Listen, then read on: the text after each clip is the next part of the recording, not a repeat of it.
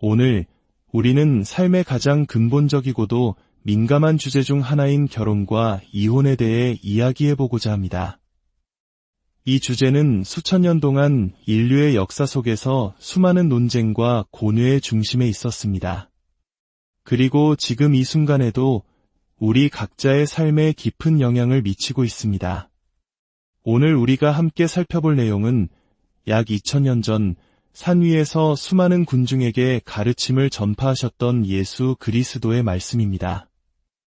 이 이야기에 귀 기울이시기 전에 만약 오늘 우리의 이야기가 여러분의 마음에 울림을 준다면 좋아요와 구독을 통해 더 많은 분들이 이 지혜를 나눌 수 있도록 도와주시길 부탁드립니다.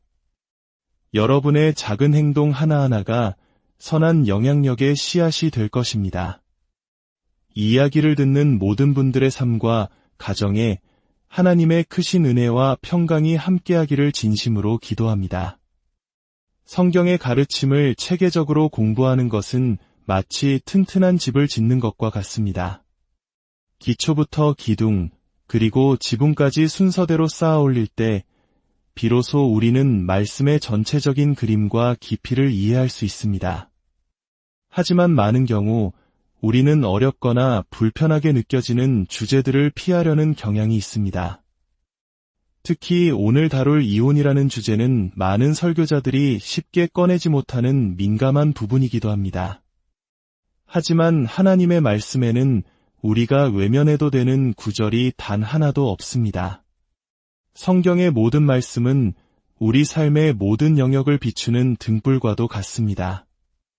예수님께서 산상수훈에서 전하신 이혼에 대한 가르침 역시 우리가 반드시 정직하게 마주해야 할 하나님의 거룩한 말씀입니다. 예수님께서는 당시 종교 지도자들이었던 바리새인과 서기관들의 왜곡된 가르침을 바로잡고 율법의 진정한 의미를 드러내기 위해 이 말씀을 하셨습니다. 그분은 모세의 율법을 폐하러 온 것이 아니라 오히려 완성하러 오셨다고 선포하셨습니다. 그렇다면 과연 이혼에 대한 모세의 율법은 무엇이었고 바리새인들은 그것을 어떻게 왜곡했으며 예수님께서는 우리에게 무엇을 가르쳐 주시는지 세 단계로 나누어 차근차근 살펴보겠습니다.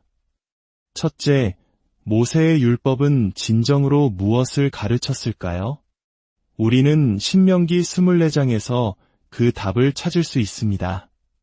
많은 사람들이 오해하는 것과 달리 모세의 율법은 이혼을 장려하거나 명령하지 않았습니다. 오히려 그 반대였습니다. 모세 시대의 사회는 매우 혼란스러웠고 특히 여성의 인권은 지극히 낮았습니다. 남성들은 아주 사소하고 부당한 이유로 아내를 버리는 일이 비일비재했습니다.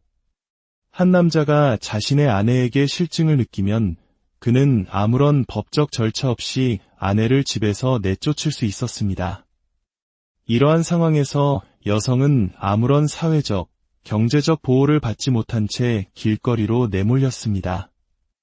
이는 단순한 마음의 상처를 넘어 생존의 위협과 직결되는 끔찍한 비극이었습니다. 모세의 율법은 바로 이러한 혼돈을 바로잡고 사회적 약자인 여성을 보호하기 위해 제정된 것이었습니다. 이 율법의 핵심은 통제와 보호였습니다. 세 가지 중요한 원칙이 있었습니다. 첫째, 이혼의 사유를 엄격히 제한했습니다. 이제 남편은 아내에게서 수치되는 일, 즉 심각한 도덕적, 신체적 결함이 발견되었을 경우에만 이혼을 할 수 있었습니다. 경솔하고 이기적인 이유들은 더 이상 허용되지 않았습니다. 둘째, 이혼을 하려면 반드시 이혼 증서를 써주어야 했습니다. 이것은 매우 중요한 보호 장치였습니다. 이혼 증서는 그 여성이 남편의 부정 때문에 쫓겨난 것이 아니라는 공식적인 증거가 되었습니다. 이 증서가 있으면 그녀는 부정한 여자로 낙인 찍혀 돌에 맞아 죽을 위험에서 벗어날 수 있었고 다른 남자와 재혼할 법적인 권리를 가질 수 있었습니다. 이것은 이혼을 가볍게 여기지 못하도록 하는 공식적이고 진지한 절차이기도 했습니다. 셋째, 이혼한 전 아내가 다른 남자와 재혼했다가 다시 이혼하게 되더라도 첫 번째 남편은 그녀와 다시 결혼할 수 없도록 했습니다. 이 규정 역시 결혼을 장난처럼 여기거나 변덕스럽게 아내를 버렸다가 다시 데려오는 행위를 막기 위한 것이었습니다. 결혼은 한 번 깨어지면 돌이킬 수 없는 중대한 결정임을 사람들의 마음에 깊이 새기게 한 것입니다. 이처럼 모세의 율법은 이혼을 위한 핑계를 제공한 것이 아니라 오히려 무분별한 이혼을 억제하고 그로 인한 비극을 최소화하려는 하나님의 최소한의 개입이었던 것입니다. 마치 눈에는 눈, 이에는 이라는 법이 무한한 복수를 막고 공정한 처벌의 한계를 정해준 것처럼 이혼법 역시 혼란 속에서 최소한의 질서를 세우려는 목적을 가졌습니다. 둘째, 그렇다면 바리새인과 서기관들은 이 율법을 어떻게 왜곡했을까요? 그들은 모세의 율법의 근본 정신, 즉 약자 보호와 결혼의 신성함을 완전히 무시했습니다. 대신 그들은 율법의 조항을 자신들의 편의에 맞게 교묘하게 비틀었습니다. 그들은 모세가 이혼을 명령했다고 가르치기 시작했습니다. 또한 이혼 사유였던 수치되는 일이라는 말을 지극히 자의적으로 해석했습니다. 아내가 음식을 태웠거나 남편의 마음에 들지 않는 행동을 한 것과 같은 아주 사소한 일조차 이혼의 사유가 될 수 있다고 주장했습니다. 그들에게 중요한 것은 오직 한 가지, 이혼 증서라는 법적인 형식만 갖추면 된다는 것이었습니다. 이혼하는지에 대한 도덕적, 윤리적 고민은 사라지고 그저 서류 한 장으로 모든 것을 정당화하려 했습니다. 그 결과 예수님 당시 사회는 다시금 수많은 여성들이 부당하게 버려지고 고통받는 모세 시대 이전의 혼란으로 되돌아가고 있었습니다. 셋째, 이 모든 것을 바로잡기 위해 예수님께서는 무엇이라 말씀하셨을까요? 예수님께서는 너희는 들었으나 나는 너희에게 이르노니 라는 권위 있는 선포로 말씀을 시작하십니다. 누구든지 음행한 이유 외에 아내를 버리면 이는 그로 간음하게 하며 또 누구든지 버림받은 여자에게 장가드는 자도 간음함이니라. 예수님의 가르침은 모세의 율법을 넘어 하나님께서 태초에 결혼을 제정하신 근원적인 원리로 돌아갑니다. 그것은 바로 창세기에 나오는 둘이 한 몸을 이룰지로다 라는 신비로운 연합의 원리입니다. 결혼은 단순히 사회적 계약이나 제도가 아닙니다. 그것은 하나님께서 친히 짝지어 주신 두 사람이 영적, 육체적으로 하나가 되는 거룩한 결합입니다. 그렇기에 하나님이 짝지어 주신 것을 사람이 나눌 수 없다고 말씀하십니다. 그렇다면 모세는 왜 이혼을 허락했을까요? 예수님께서는 그 이유를 명확히 밝히십니다. 너희 마음의 완악함 때문에 허락한 것이라고 말입니다. 그것은 하나님의 본래 뜻이 아니라 죄로 인해 굳어버린 인간의 마음을 고려한 잠정적인 허용이었습니다. 예수님께서는 이제 그 잠정적인 허용을 넘어 하나님의 나라의 완전한 법을 선포하십니다. 이혼을 위한 유일하고 합법적인 이유는 단 하나, 바로 음행, 즉 배우자의 성적인 부정뿐이라는 것입니다. 예냐하면 성적인 부정행위는 한 몸이라는 결혼의 근본적인 약속과 신성한 결합을 스스로 깨뜨리는 행위이기 때문입니다. 다른 사람과 결합함으로써 이미 결혼의 언약은 파괴된 것입니다. 예수님은 이 원칙을 매우 엄중하게 적용하십니다. 만약 남편이 음행 이외의 다른 이유로 아내를 버린다면 그는 아내를 죄짓게 만드는 장본인이 된다고 말씀하십니다. 왜냐하면 그 이혼은 하나님 보시기에 유효하지 않기 때문에 버림받은 아내가 생계를 위해 다른 남자와 재혼한다면 그것은 간음이 되기 때문입니다. 그리고 그 책임은 부당하게 아내를 버린 첫 남편에게 있다는 것입니다.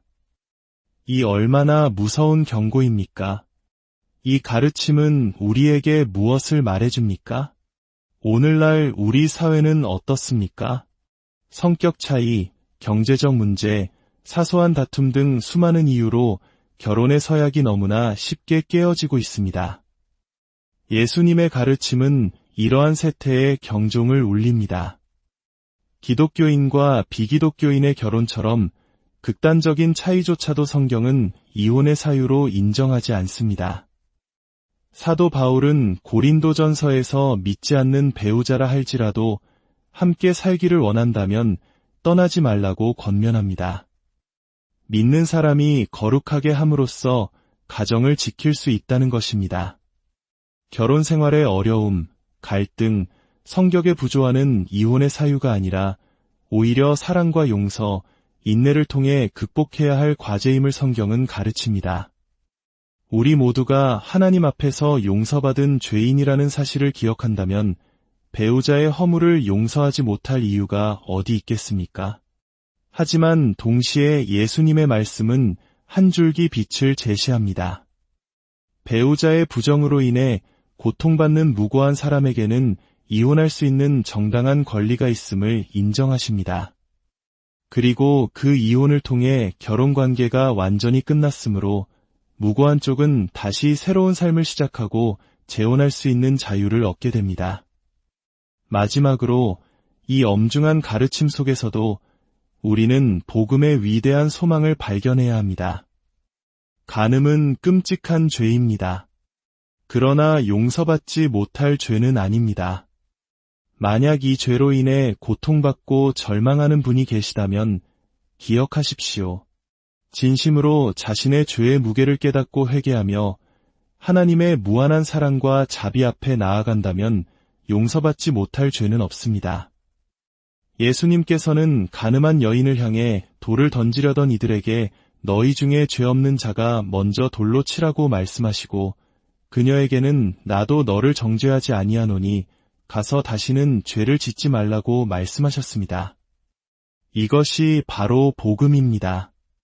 하나님의 공의는 엄격하지만 그의 은혜는 그보다 더 큽니다. 결혼이라는 가장 신성하고 기초적인 약속이 무너지는 사회에서 국가 간의 조약이나 사회적 신뢰가 지켜지기를 기대할 수 있을까요? 모든 변화는 우리 자신으로부터, 우리의 가정으로부터 시작되어야 합니다. 우리 각자가 자신의 삶 속에서 하나님의 법을 존중하고 결혼의 신성함을 지켜나갈 때 비로소 우리 사회는 더 건강하고 신뢰가 넘치는 공동체로 회복될 수 있을 것입니다. 오늘 예수님의 가르침이 우리 각자의 마음판에 깊이 새겨져 우리의 삶을 인도하는 변치 않는 원칙이 되기를